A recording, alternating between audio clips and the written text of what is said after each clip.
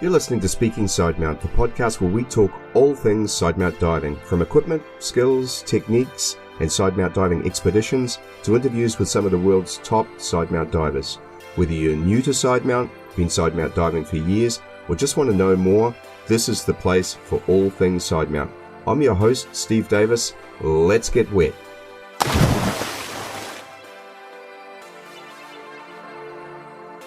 Hey, welcome back to Speaking Sidemount. I'm Steve Davis. This episode is brought to you with the support of XDEEP and our patron community whose support makes everything you're listening to possible. I want to make a special shout out to our VIP patrons, Dan Bonehill from the UK, Sean Weller from South Africa, Kay Evans and Peter Hodge here in New Zealand, my mate Chris Dawson in Australia, my guest in episode 51 and patron of the month for May, Brendan Allen in the UAE, Dustin Humphrey, Justin Ensman, and Brandon Walters in the US, and lastly, our June patron of the month, Matt Burden, who'll be joining me to chat about his diving and experiences in a special segment in episode 55. Thanks so much to all of our patrons for their support.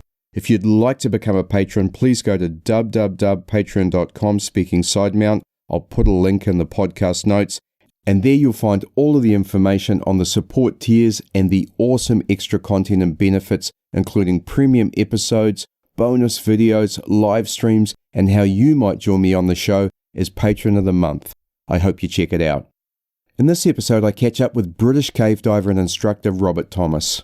Robert has had an extraordinary beginning to his dive career, first diving at the age of 6, joining the ranks of certified divers at the tender age of 10, before starting to cave dive in his teens. At 18, as soon as he was old enough, he joined the ranks of the famed British cave diving group and a year later qualified as a full member.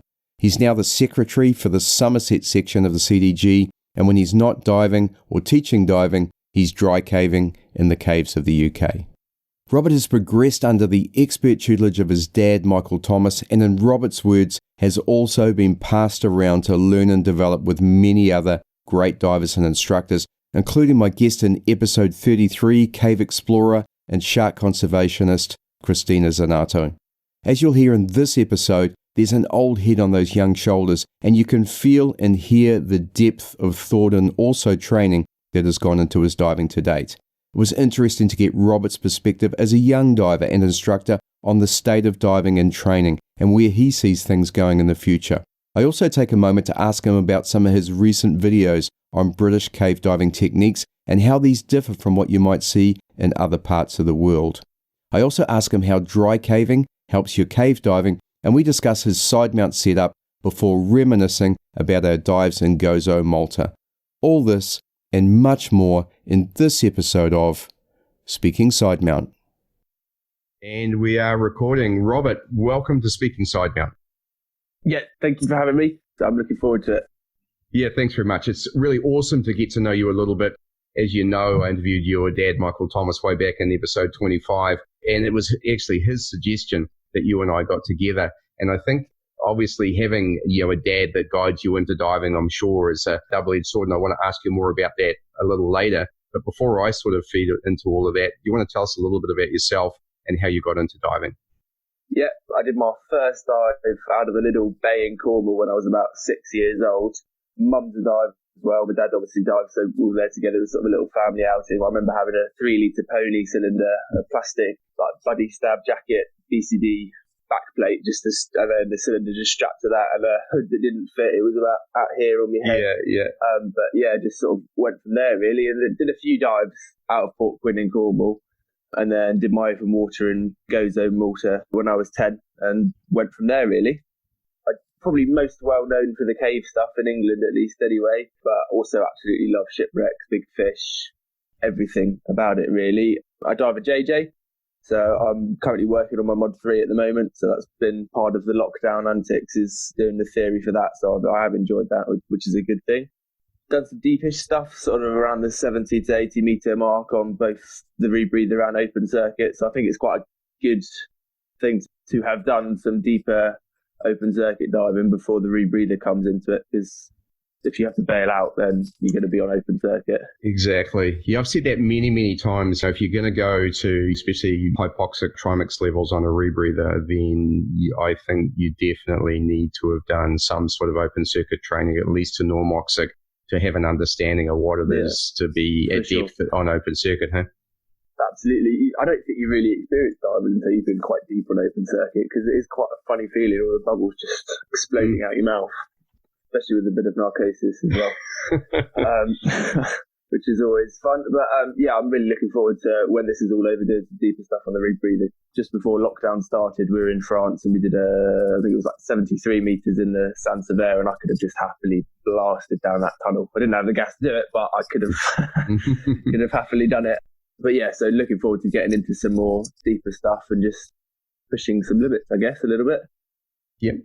And so we talked a little bit off mic about having your dad as such a prominent diver and prominent member of the cave diving group. And I'm assuming that gave you a massive boost in getting into diving. But it also can be tough, right? I mean, the father-son relationship, it's a double-edged sword. To be honest, when we're diving, we're not really father and son. We're just friends, I would say, more than anything, especially when we're doing bigger dives. Obviously, that relationship is there. It doesn't go anywhere, but you kind of put it to one side, and the atmosphere is not so much father-son when we're doing biggish dives, I would say, in my opinion. I don't know. I can't really explain it in good words, I guess. It's just, more of a partnership than a father-son relationship, which is exactly the same with the working as well. Like, we work together quite a lot. I work for him, obviously work for other dive centres as well. But yeah, it just grows through that. We do get on pretty well most of the time, to be fair. We don't argue that much. Very good. And so what influence did your dad have on getting you started? I mean, how did that all play out? Oh, I mean, he definitely was the one that took me diving. I think my mum was keen to go diving as well. She's a keen diver. She's more on holiday diver now, but still enjoys UK diving as well. And then once I'd done it a couple of times, I was pretty much raring to go. I didn't take much pushing to get me back in the water. I was very happy to go and have little adventures. Yep. And I'm assuming you went through the classic kind of VSAC or PADI open water. Yeah, I did it. Absolutely. So I did my first dive when I was 6. I did about 4 years worth of bubble blowing without the open water cert. And then when I was 10, I did the open water in Malta, which I thoroughly enjoyed. And it was really nice, actually. My open water instructor was actually one of the staff instructors on my IDC, so it kind of went full circle as well. Mm-hmm.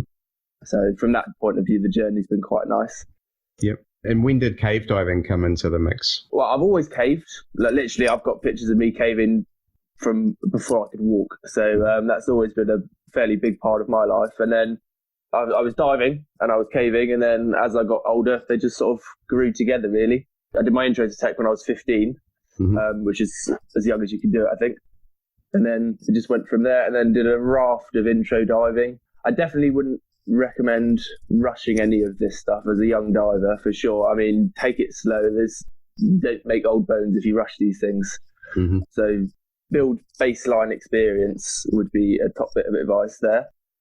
I enjoy that experience learning, because that diving you're doing, building experience, is equally as good to some of the other stuff that you're working towards anyway. So there's no point in rushing through it, really. Yeah, that's sage advice, we call that. So from the initial caving and then getting into cave diving, how did the cave diving group come about? Were you mentored into cave diving?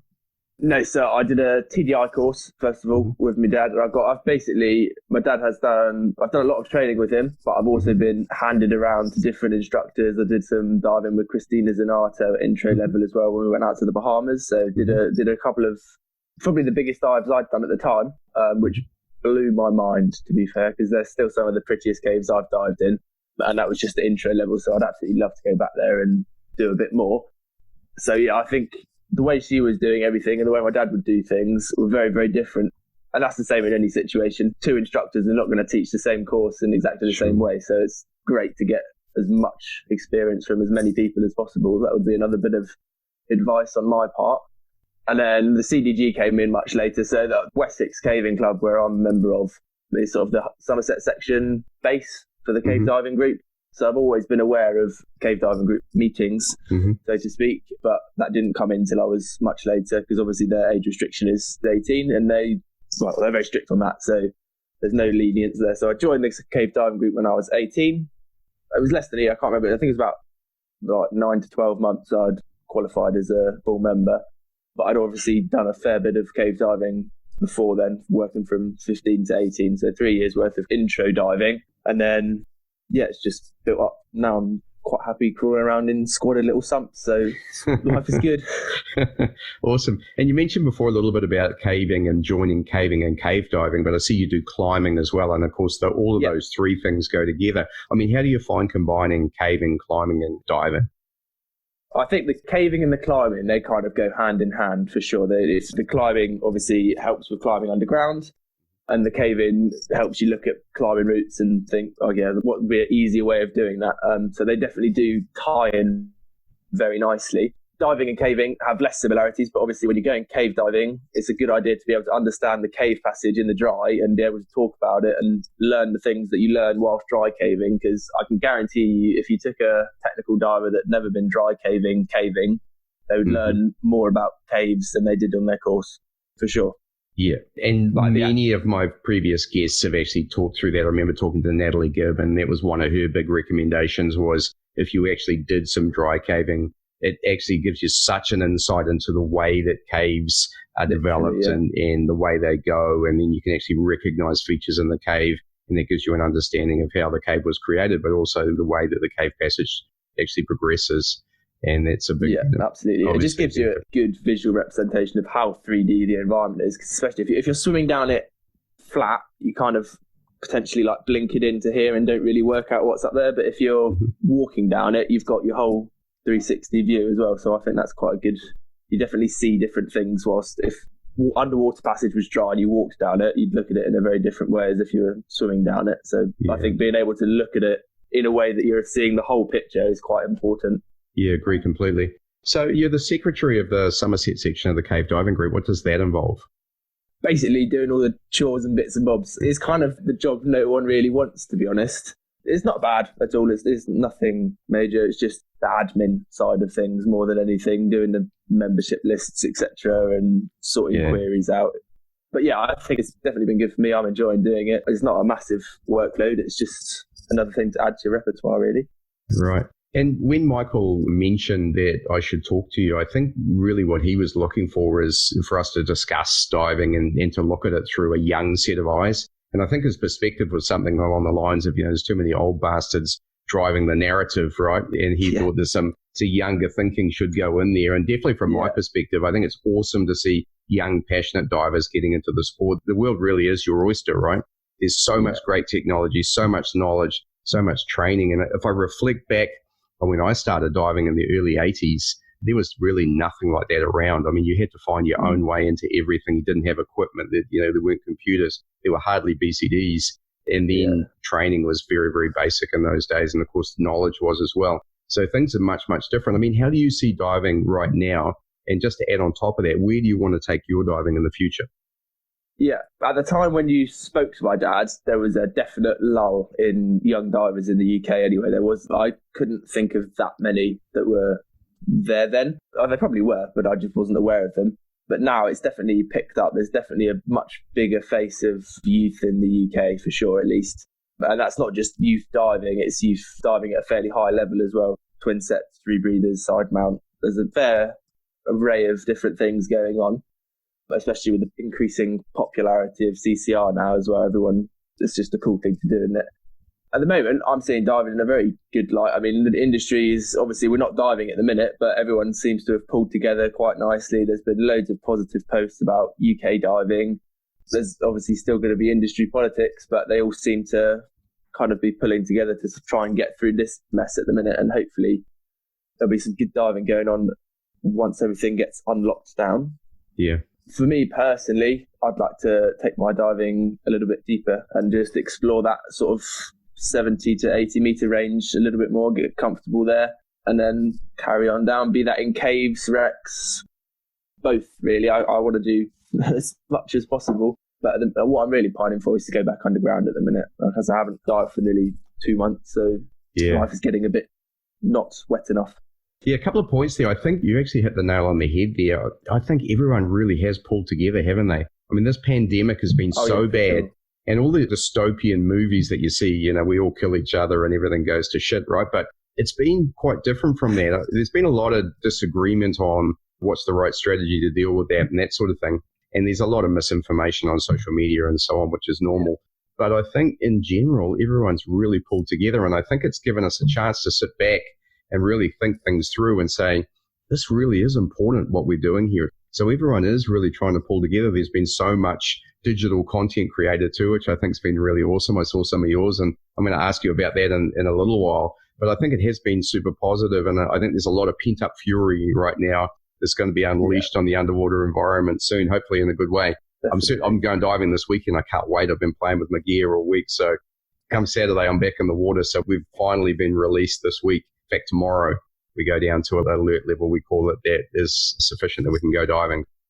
Really happy with that. Yeah, we've got 0 cases here 2 days in a row, and we've had single-digit cases for over 3 weeks now. So I think we were almost on top of it for now, at least. We shut down from the world. It's just Kiwis and maybe Aussies now for a while. So we'll see how that plays out. One thing that is quite interesting to me is I'm starting to see some, like it used to be just a guy's game as well, and I'm seeing some young women come into diving now. Yeah, absolutely. There's always been, women have always been there. There's obviously fantastic female divers. I mentioned Cristina Zenato, and there's many, many others, but they've always been the minority, and I think we're starting to see more younger women get into diving, which I think is cool too.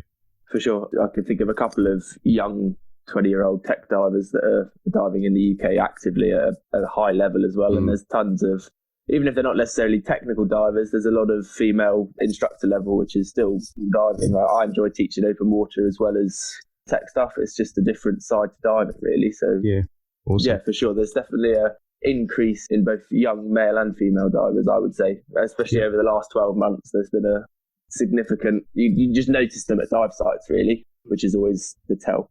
One of the other things I think on those of us who've been around for a while and or certainly have achieved certain levels, I think one of the things we have to be is super encouraging and welcoming of them as well. Yeah, absolutely. You don't want to scare them away. No, we'll be the uptight kind of, I don't want to say wanker tech diver, but you really need to be empathetic to somebody who's starting out sometimes as well, don't you? Absolutely. And it's not the easiest thing to start out, for sure. There's a lot of things that will cause you issues and halt your journey in progression. So yeah, people being supportive is probably the number one thing. Even if you are the technical diving wanker, so to speak, then you can still be a nice wanker at the same time. Exactly. So in the vein of young people looking at diving, you mentioned how popular CCR is becoming. And in days gone past, it was always there, but kind of at the sharp, pointy end, and it was regarded perhaps as a little bit dangerous. But now that's starting to change. And I think, a few things have changed. The technology is getting better, training certainly getting better. Practices and safety processes, especially what's being driven by the likes of Gareth Locke with human factors is getting better and helping improve safety. Where do you see rebreather diving going, and how do you see that fitting into what you're doing? I think it definitely ties hand in hand with what I'm personally doing, because I'm going to continue to use it and continue to progress on it. As a industry whole, I think definitely it's going to be the way people go. Whether that's necessarily a good thing for the general population, not entirely sure, because at the end of the day, it is still a life support machine that needs to be life supporting. Obviously, a lot of different things that can go wrong without you necessarily knowing they're going wrong. So I definitely think that the training standards stay as high as they are, which I can't see them dropping just because of health and safety. They're not going to just plummet, are they? But I still think there's a lot of factors with a rebreather that can cause you harm. And as they gain in popularity, and people do more things, especially young divers, because I'm not being funny, young men especially, quite blasé, quite gung-ho, and if you're not quite restrained on it, then you could definitely cause yourself some damage, because you could dive far beyond your ability with the equipment that's there, because it is designed for like the sharp, pointy end of exploration and deep diving, and if you're just learning on it, then you could definitely overexceed. Yeah, you have to be super process driven, don't you? Because, the thing can kill you in very shallow water as well. In fact, a lot of the accidents actually do happen at the surface, right? People getting in with the machine turned off or their O2 turned off, and next thing you know, they've passed out. So you have to be incredibly diligent. And maybe technology will overcome that in time and make it super easy and dual redundant and automatic and all that sort of thing. But I'm actually quite a new rebreather diver. I've just completed training last year on the Sidewinder. But one thing I realized when I got on it was just how easy open circuit diving is. Because whenever you go back to open circuit, it's like, man, this is so easy and so nice and so comfortable. Breathe in, breathe out, repeat. Exactly. And the regulator just delivers you gas. It just comes to you, just a little suck.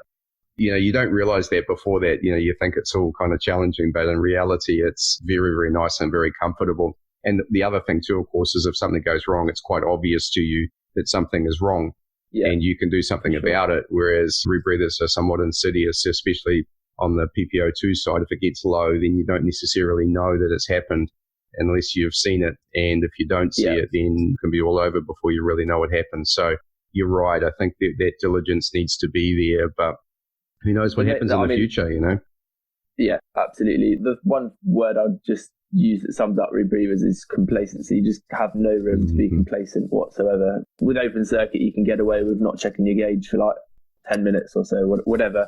With a rebreather, if you didn't check your handset for 10 minutes, then chances are you're probably going to not be in a good way. Even if the technology was extra redundant in the future, I still think that you need to be as switched on because systems fail, don't they? That's the whole thing. Yeah, I'd like to use a flying analogy for that. It's like being a pilot now. Like if you're flying a modern airliner these days, of course, nobody's doing that right now, but if you were, then everything's automated. It basically takes off itself, it lands itself, everything's computer driven. There's double or triple redundancy in computers and so on that takes care of everything. But the pilot still has to be the pilot, and they have to be able to take over if things go wrong, and they have to know what's going on. And a couple of the recent accidents, that were computer driven, can't remember which aircraft that was with, but they were very much driven by the pilot not really knowing what was going on when the computers did the wrong thing. Take that back to rebreathers. It's really important that you understand what you're doing and what's going on with your equipment. So it is going to be exciting. I mean, I can already see what's happened in the last few years, so it's going to be exciting to see where we are in 10 years from now and what we're diving. And I think the thing I love about rebreathers, again, is diving recreationally is just so much fun, and adding technical aspects to that where you've got redundant gas and so on, that even makes it more fun. But then being able to go longer and deeper, which is what a rebreather really brings to you, I think is as exciting as you progress your diving, So I watched with interest during the lockdown. I mentioned everyone's doing some digital content, and you were doing some really cool COVID videos. I love the humor in them. So if anyone hasn't seen Robert's videos, go to his Facebook page. And I don't know if you have to become friends to see them, but they're well worthwhile. Are they up anywhere else? Are they on YouTube or anywhere other than they're Facebook? They're not on YouTube, but I will make a YouTube account. That is on the list of things to do, definitely, because they can just stare then. And no, definitely check them out. I saw one with your dad doing a river dive, which was a bit of a laugh, I think, which was a lot of fun to watch. Chicken snorkeling 101. It was awesome. But the cave line video was one I really want to talk to you about. So there was a cave line video, which was the British methods for laying line in the cave, which was interesting to me. I have questions about that. And then also you had another one where what to do if the line breaks and you were doing line repairs. And I mean, there's just so many differences between the equipment and techniques between the way that I was trained, Mexico, Florida, European, etc., and the way that you do it. And I think the things I noticed was the size of the line. Of course, because the line is basically rope, then the reels are bigger. Yeah. And then you've got to carry that damn thing. And then even terms, I mean, you had the terms like the Snoopy loop. You were using a climbing term of belay, whereas we would say tie-offs. So that was interesting. But I think the requirements are basically the same, but there's obviously a lot of differences. So let us know some thoughts on that.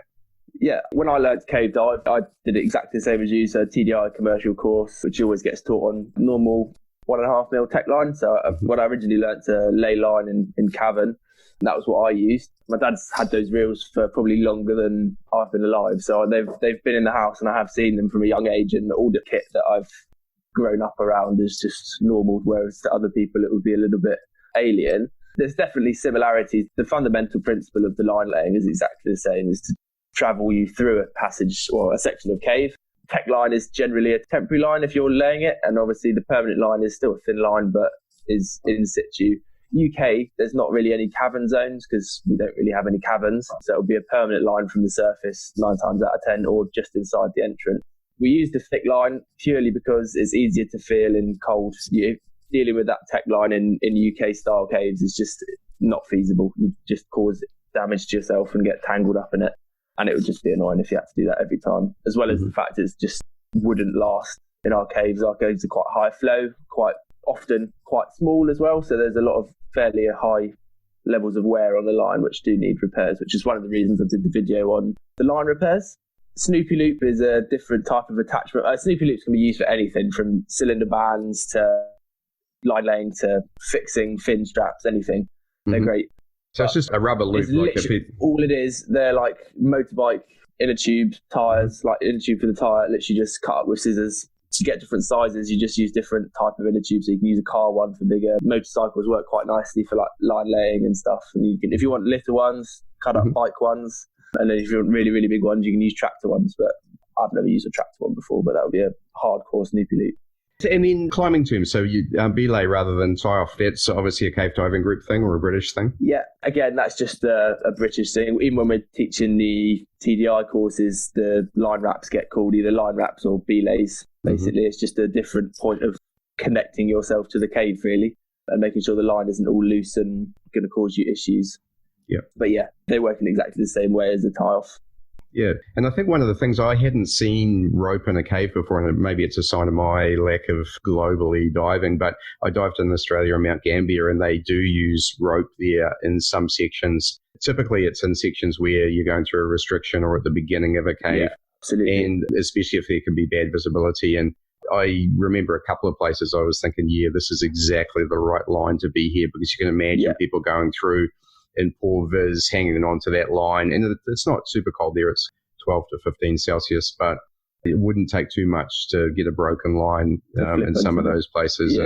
Yeah, that's the last thing you want in a restriction when, especially some of them were vertical. So it was really comforting to have that thicker line there, that's for sure. That's what I would say. Is if you go through a section of cave and you find a bit of thick line, and you know, it's a nice reference, because you know if it goes thin to thick, you should roughly be able to picture where you are in the system. But the comfort level of being able to hold something that's a little bit thicker than like 1.5 mil is really, really nice. So I'd recommend it just from that point alone, especially if it's slightly gnarly a cave passage. A thicker line does make a difference. Obviously, on the other hand, the thicker lines are harder to deal with when laying and sorting out. So that from that aspect, there is a hindrance, but the benefits outweigh the bad bits of it. Yeah, and are you finding that you're laying this line very often, or is it typically that there's a permanent line in there, and so it's only when you're creating the permanent line?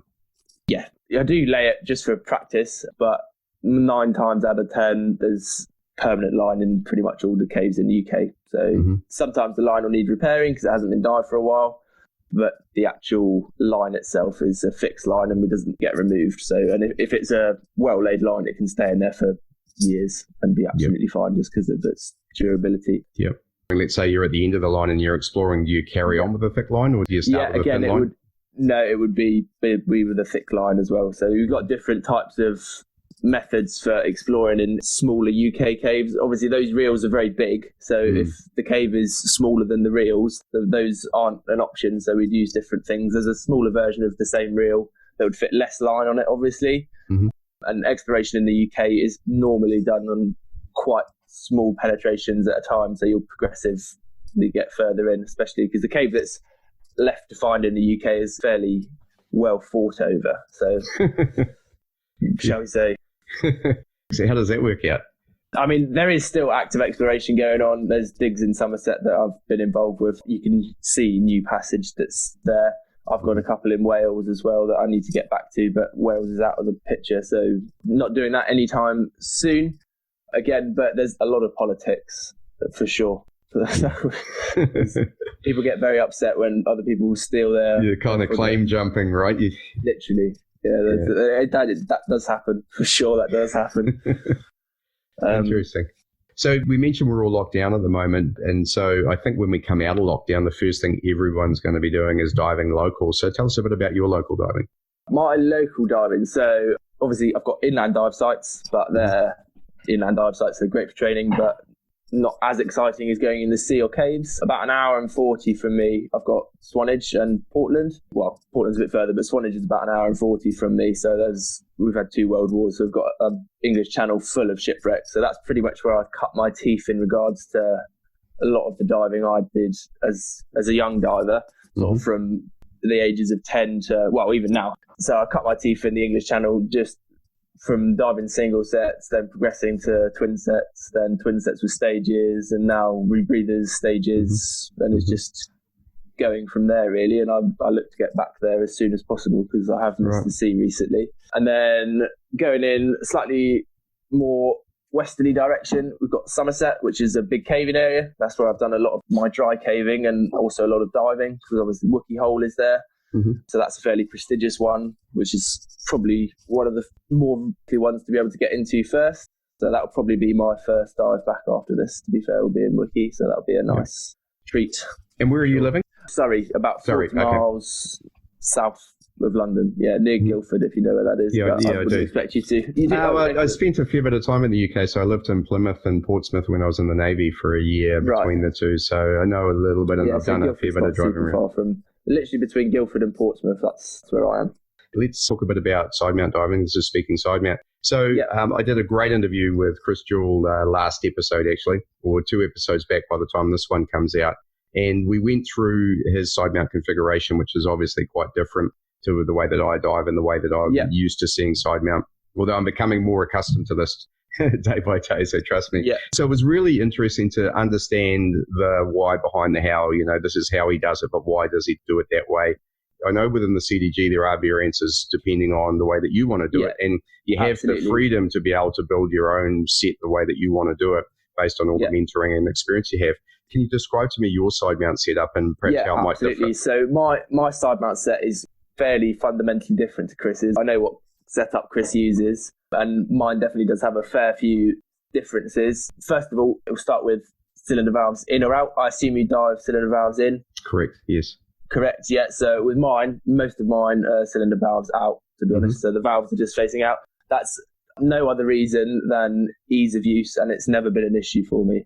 So let's stop there for a moment, because the reason that we have cylinder valves in is supposedly to protect them.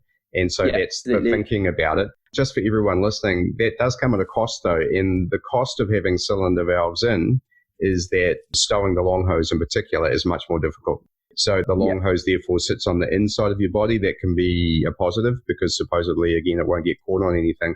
But one of the hardest skills that we always teach on our courses with cylinder valves in is stowing the long hose. You wouldn't think that that's the hardest skill, but it is. Get it out again, that's a fairly terminal thing for somebody. Generally, the out is an issue, that's for sure, but the practice of unbunging your cylinder and then dropping it down, grabbing the long hose, taking a loop of it, putting the first loop inside where you're pretty much blind, pulling it down the side of your body, and then bungee back on is tricky. Whereas cylinder valves out, that hose is going to be routed along the outside of your cylinder. I'm assuming it's a lot easier. Yeah, it is. I personally never had an issue with damaging first stages in caves that are pretty tight, and I've done some fairly tight ones with valves out. If I am going through stuff like that, I'll literally just put my hands on my valves like that and just shuffle and protect them like that. And that to me is much easier than faffing about with it being behind me. If I want to check my gauges, the gauge is just there again, so that will need protecting.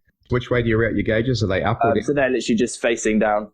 Everything goes down. So the valve's here, and then everything just goes vertically down from the first stage and routes down. I run my long hose, so it's got a loop into the cylinder, and then I'll have a hog's loop, so it'll go around the back of it'll go in one loop here, and then it'll route it around the thing, because I've got a 2 meter hose on that, so it's a little bit.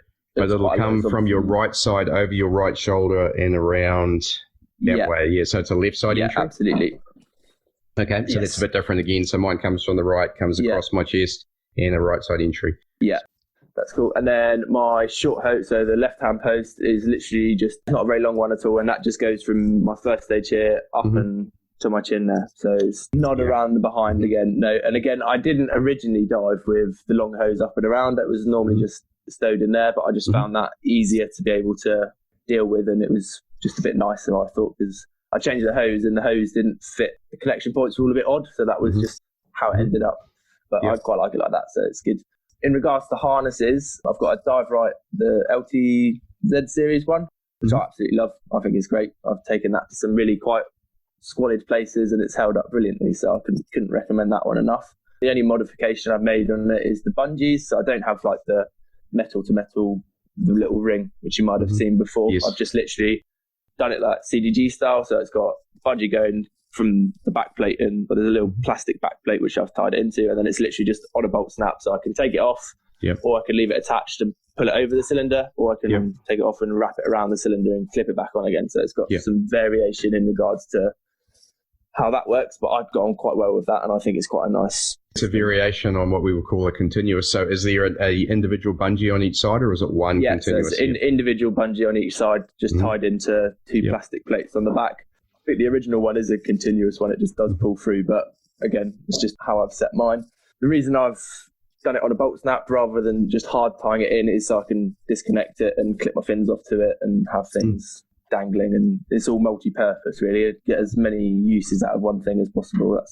Yeah, and so your purpose for doing that would be if you just passed through a sump and you came to a dry section of cave. Absolutely. Yeah. So one of my favourite things to do ever is dive through a sump and then get out and cave on the other side. I think that's just feeling ever. I've told the story in an episode just gone past. I went out to Sardinia and dived with Toddy there, or his team, and he talked me into doing this dive. Anyhow, we did it. It was an hour dive in, and it was really beautiful. I loved it. And we staged our way into that and then came to a dry section, got out, and we did 4 hours of dry caving. Oh, my God, it was just unbelievable. Good day out, a lot of fun. We were in our dry suit, so it wasn't obviously suitable for doing that, but it was reasonably easy what we were doing.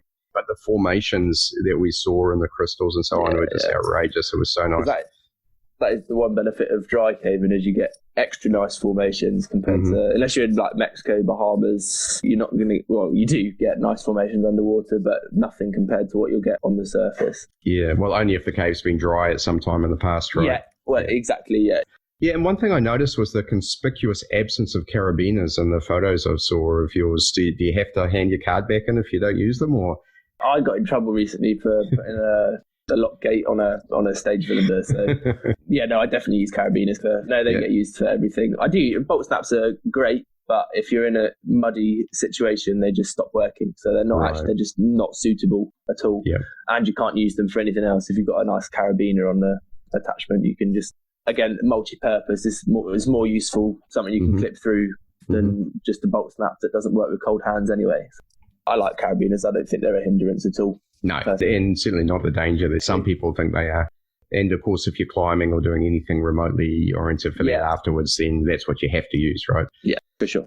So one thing I talked to Chris about after we'd gone through his setup was how that setup might change if he took it away from a UK sump environment. And I'm assuming once you go to saltwater, you're diving your JJ. Have you done much open circuit diving with your side mount setup as well? Yeah, a raft again. So I've done a few trips out to Malta when we've been on twin sets and side mount, just switching between the two. I haven't done a whole lot of sea diving in the UK with side mount on, just because there's no point. I've got a nice big space on my back, so I'm going to use that on the boat. And in my opinion, a twin set in the sea is no hindrance and less faff than putting side mount on. So I've got a couple of different harnesses as well. So I've got my dive right harness, which is what I would sort of say is my technical diving harness. And then I've also got my sump diving harnesses, which literally just webbing, similar to what Chris would have seen. And then you can just attach the BCD on separately. So again, I'd use both in the UK, and I do use both in the UK. But if it was a tight, horrible cave, then I'd use the English style CDG, like traditional side mount harness, which is much more basic and less breakable than the dive right one. Yep. So obviously abroad, I wouldn't take the UK one because it's just not quite as nice to dive as the dive right one. Sure. So if you went back to the Bahamas or Mexico, Florida, those sort of places. Yeah, I'd take the dive right one for sure. Yeah, actually, no, if I went to Florida, I might take the English style one just because. Very cool. Just because you can, Yeah. So let's talk a little bit about the wreck diving that you do. You mentioned that wreck diving's a passion as well. So tell me about the wrecks that you dive locally in the UK there. Absolutely. So out of Swanage, there's one called, I'll use the Chiara as an example because I've done a fair few dives on it. And literally, that's just a great dive. You can get right inside it. You can swim around it. It's obviously a World War wreck. So it's got a lot of history as well. It's sunk by EB57, which sunk a lot of the boats in that area. So if you look at all the different charts and stuff, you see the UB57 all over the place in our area because he sunk about, I don't know how many boats in total, but a fair few just littered about. Do you know much of the history of that ship? Yeah, so it was a cargo ship, obviously carrying supplies. What's left inside? Was it pillaged over the years, or is it? It's definitely been pillaged over the years for sure. There's loads of treasures to find. There's buttons, watches, and I found the first dive I ever did on it. I found a perfectly intact Nestle baby bottle. So it's about that big, and it was like a baby feeder bottle, but that's in the shop museum now as well. So, but yeah, buttons, like Worcester sauce lids, they're quite common. Just like lid tops for Worcester sauce, which is pretty cool. And then just across there, I know it's not a wreck, but you've got the Old Harry Rocks. It's a drift dive, but you can find like 20mm Spitfire and Hurricane shells on. So I've got a couple of them as well, they're pretty cool history. Yeah, definitely. And what sort of diving is it? I'm assuming cold water and not great visibility, or does it vary? It can be pretty good viz, to be fair. I mean, it's never going to be a broad good, but it's still, I've had probably 10 meters on it before, so decent amount. Average is probably 5-ish, 3 to 5 or 5 to 6 kind of thing. Like, it's plenty to see. Temperature wise in the summer, it's probably about 16 degrees, 16 to 18 is about as warm as it gets. And then obviously the winter, the sea diving is limited just because of the weather, but in the winter it's probably like 12-ish degrees. And is the vis better inside the wreck? No, it just definitely decreases in visibility when you go in. You could potentially get yourself in some trouble there. Progressively penetrate quite a long way, and it is all relatively silty and a bit nasty, but also really good. Yeah, that's one of my favourite things. I love wreck diving. And in fact, that's what I'm doing on the weekend. So I'm going back to Canterbury. There's a sister ship, actually, well, the same class of ship has sunk in Plymouth, the Scylla. Have you dived the Scylla? I haven't dived the Scylla, but I've heard of it, yeah. Both Leander class frigates, and the one here is purpose sunk, and I served on it for 6 years. So it's like diving in your house. It's a nice place to be, yeah. Yeah, well, I love it because I know it like my house, so it's kind of, there isn't anywhere I can go. You could blindfold me, I'd find my way out. But at the same time, it's just super interesting. And it's quite weird how I've dived it, way over 100 dives on it, maybe more. Since 2008, I've been diving it. But I still go in there and see things that are new. And the wreck changes, of course, over that time. Absolutely. So things are starting to fall down, and the marine life and just everything on it now is just unbelievable. So I can't wait. Yeah, no, that's the nice thing about diving wrecks that you've dived before. Yes, there's rafts that you've not done and are great to do as well. But if you dive one and get to know the site really well, I think that's quite beneficial just because you know all the different bits of it. And then you see, again, like you said, you see what's changed and how things are progressing and deteriorating and different things like that. They're really cool. Yeah, always something new, I find. Okay, so we both spent a fair bit of time in Gozo, and you mentioned that you've just missed out on a trip to Gozo, so I feel for you. In fact, I can empathise because in about 2.5 weeks I was due to fly to Japan and then go to Guam and then on to Truck Lagoon for my second trip there. So I'm absolutely gutted. But I can imagine. You missed a trip to Gozo, and Gozo is also one of my favourite places, very dear to my heart. My good friends Tom Steiner and Audrey Cadell are there, and many, many others. So let's talk a little bit about Gozo. I mean, what are some of your favourite dives there? North Coast has probably got, in my opinion, some of my favourites. Bottle Cave starts at Wrecker Point at about 32 metres and exits the reef at about 65-ish. And that's just a stunning dive. That's super cool. If you find the entrance, right? Find the entrance, first, it's one of the things we learned there. So the entry is really nice. You dive across the ridge there, and then you've got to follow it down to 34 metres, and that's where the hole is, right? And so if you follow it down correctly, you can't miss it. But if you don't, you can miss it. It's not a massive hole to it, and it's hidden behind a rock as well. Exactly, exactly. Yeah, it's super cool. You pop out, and it's the shape of a bottle. It goes down like this, and then it opens up, and then it goes down like that again.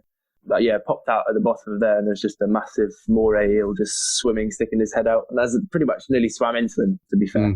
But just a really cool site. And then obviously I think I found a little bit of cave in Umjashini Cave, which is like the most unexciting section of the island. Basically, it's a really basic dive site. It's nice for seeing seahorses, and the little cave. Again, it goes to surface and then it goes further, and then I took it to surface again. So really? Wow. That's a prominent Discover scuba site, right? Because there's a little shop there and it's easy to park, and you've got a nice little entrance there, and just a sandy bottom and nothingness. So obviously you found something in the walls there. Yeah, which is cool. I mean, it goes snug. It's basically 3 restrictions, and then I nearly got myself in a bit of trouble there, to be fair. I went up, and then my cylinder's A-framed, which was quite exciting. So I had to disconnect one and then slide back through again. But with a pair of 12s in fairly small passage, it was not the most fun I've had. But I mean, it's cool.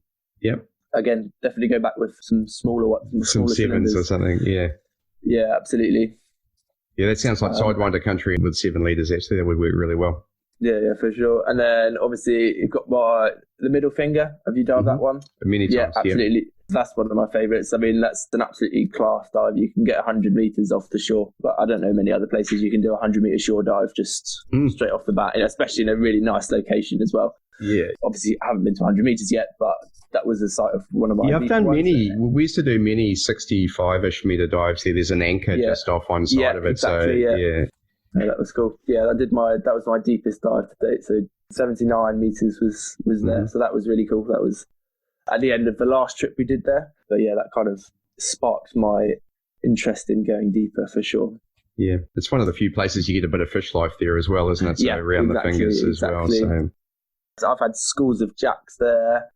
I've seen dolphins from the shore just swimming by there, which is really cool. It's lovely diving. Just lovely diving. It's not necessarily like the most impressive fish or anything, but the actual underwater landscape is just stunning. Yeah, I think it's kind of classic Mediterranean. All the fish have pretty much been eaten there now, so it's kind of, there's not much left. But the visibility is stunning. The water's warm in the summer. And then the other thing is just the beaches underwater. I'm thinking of Double Arch and Triple Arch and Tarchema and Tarcola Caves. And I love diving the inland sea as well and going through the crack and then sort of left and right from there. Used to be able to go to the Azure window, but that's fallen down now. I left before that.